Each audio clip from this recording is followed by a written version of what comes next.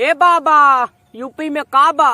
दीदी हो चश्मैली दीदी के नाम का ताना हो बड़ाई का ताना फिर से काबा काबा कोइली तो शिकायत का ताना फिर से पार्ट 2 ले अली तो शिकायत का ताना बाबा हो जोगिया बाबा के नाम का ताना अरे बड़ाई का ताना जब बुलडोजर दौड़ैले तो शिकायत का ताना भैया हो अखिलेश भैया के नाम का ताना अरे खेत का ताना खेतवा साड़ी चोरी गईले तो शिकायत का ताना। चुप, तार लोग के पाछा पड़ला के टेंशन से तो हमारा भर मुंह मुहासा हो गई बा। ओहो बाबा हो रामदेव बाबा के नाम का ताना अरे बड़ाई का ताना दया दवैया ना बनैले तो शिकायत का ताना हे मुहासा के दवाई ना बनैले तो शिकायत का ताना।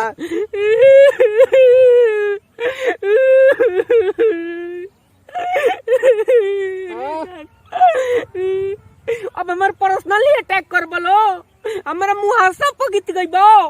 ए दीदी तू जीदी तब बढ़ले नु बाड़ू हो तारा के एगो हमनी के चश्मा धनी जागी फ्रेश फ्रेश देख हैं तो तू अभियो रट लगले बड़ू का बा यूपी में का बा। तो तारा लोग के का दिक्कत बा? हमारा लोकतंत्र में अभिव्यक्ति के आजादी बा, तारा लोग के काहे फाटता?